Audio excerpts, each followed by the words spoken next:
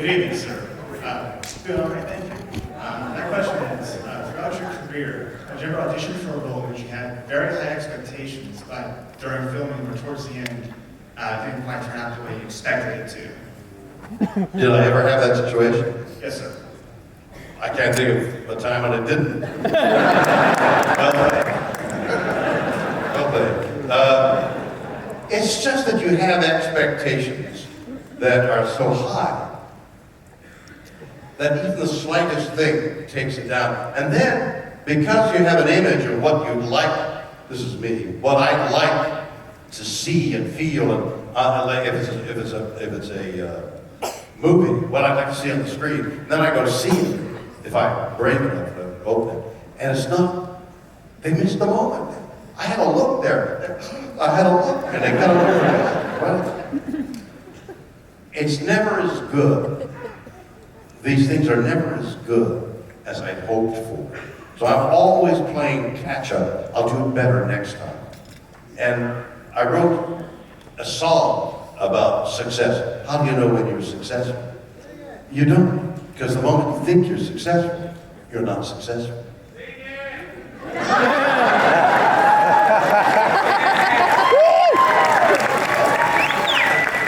Sing? It's never as good as I want it to come out.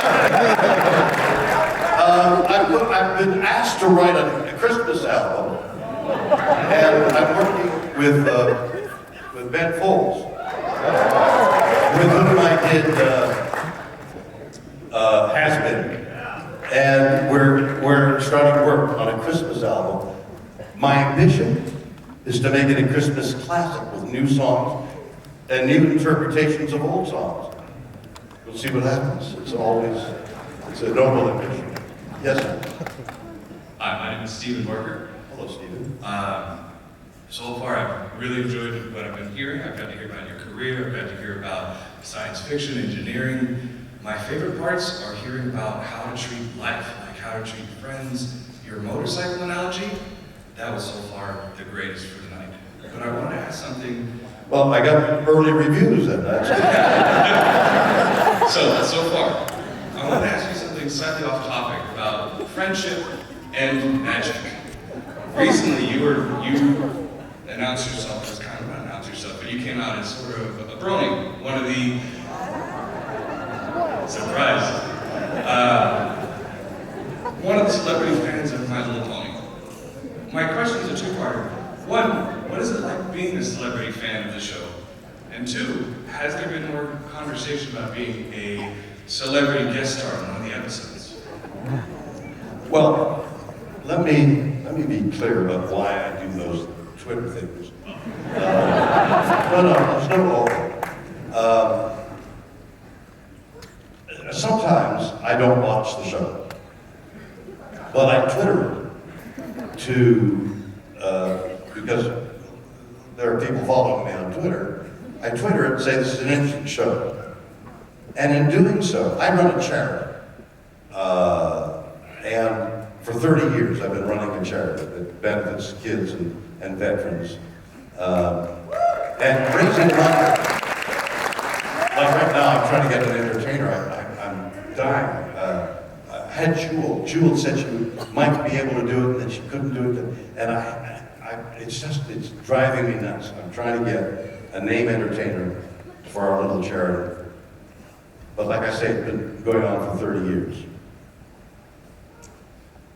Where am I going with that? So, over the last few years, with the social media becoming more and more prominent, becoming a way of life, I have discovered, like all of you know, but it takes me longer, that the social media opens up new avenues for everything, for marketing, for entertainment, for contact, and for raising money for charity. And these shows that I talk about and laud and send me things that you can't get, but I can get. And I put them up for a silent auction. I think it's on horseshow.org.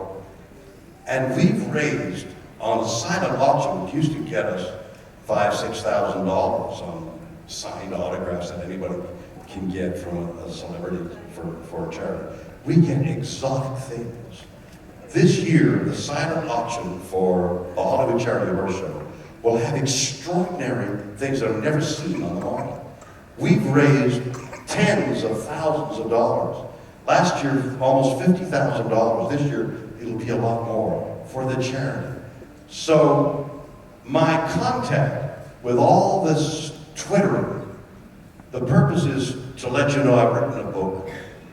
Ask your questions and I'll answer them. Let me tell you about something that I've uncovered, like these two books about horses and their spiritual quality. I'm going to meet the authoress. We'll talk about it tonight. I'm meeting the authoress tomorrow, Monday. She's coming from Arizona to stay with us. And we're going to go up to my horses. And she's going to read the horses. She's going to read, because there's a psychological element involved here as well. So I'm into a whole area that I would never have been if it hadn't been for the social media. And so the pony thing is extraneous. What is important is reaching out to you and saying, there's an auction that you might want to give a little money to a kid, because every penny goes to the charity. Nobody gets paid in it's my charity. My assistant and I run the charity. And then we get people to give us things for free, and Priceline.com and Wells Fargo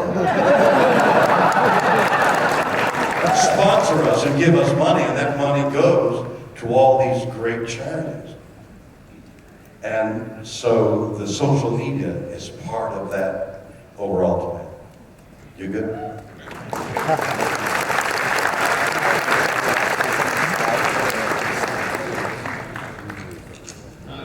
My name's Mike.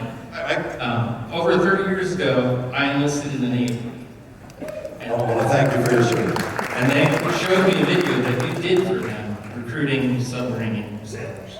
I'm just wondering how you got involved with doing that. Well, I choose very carefully what public service announcements I make, because you can imagine that a lot of people ask me to do it. So it's a difficult choice to make. But the whole idea of going underwater for a lengthy period of time, the reality of sinking with you and suffering the worst of deaths as you slowly drown.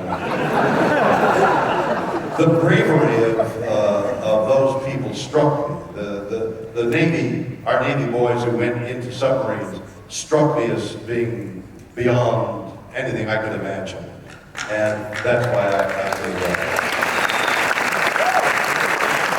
You look great this fall. I want to thank you very, very much this evening. What a wonderful experience it has been for me. I hope you enjoy it. Thank you so much.